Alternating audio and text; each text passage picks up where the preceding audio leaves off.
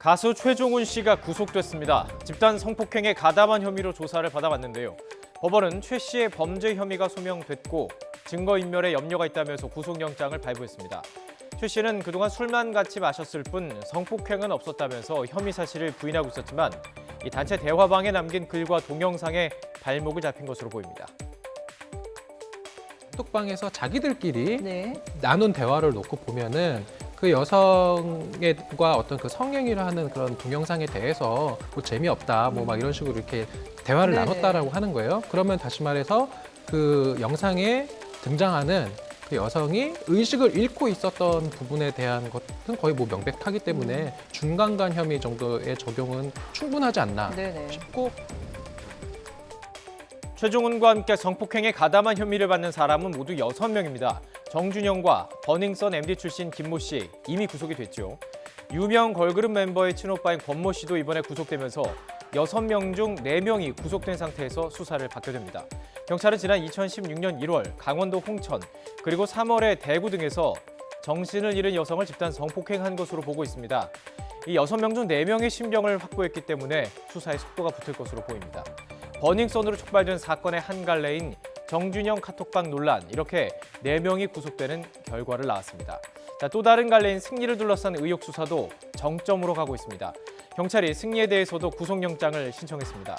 성매매 알선, 횡령 혐의 외에도 승리가 2015년 파티에서 직접 성매매를 한 혐의도 추가됐습니다.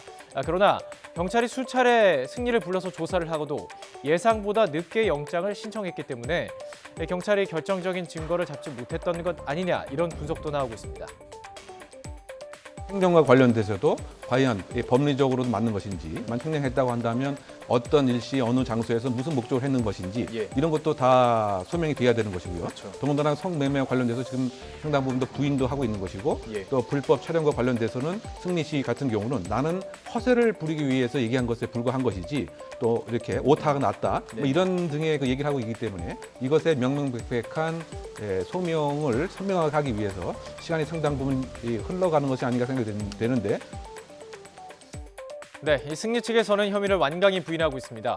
횡령 혐의에 대해서도 로얄티 명목으로 돈을 준 것뿐이며 성매매 알선도 하지 않았다 주장을 하고 있기 때문에 법원의 고민도 깊어질 것으로 보이는데요. 승리의 구속 여부는 다음 주 화요일 결정됩니다. 이번 사태의 또 다른 큰 축인 정준영, 오늘부터 재판 절차가 시작됐습니다. 서울중앙지방법원은 오전 11시부터 불법 촬영물을 유포한 혐의를 받는 정 씨의 첫 공판 준비기를 진행하고 있습니다. 공판 준비는 정식 재판에 앞서 공소 사실에 대한 쟁점을 정리하고 심리 계획을 세우는 절차로 피고인의 출석 의무는 없지만 정 씨는 이렇게 머리를 짧게 자르고 침통한 표정으로 출석했습니다. 정준영 씨의 변호인은 공소 사실을 모두 인정하느냐는 재판부의 질문에 모두 인정한다, 이렇게 밝힌 것으로 전해지고 있습니다. 이 정 씨의 재판 과정과 승리의 구속 여부를 통해서 연예계 성범죄 사건의 실체는 더욱 상세히 드러날 것으로 보이는데요.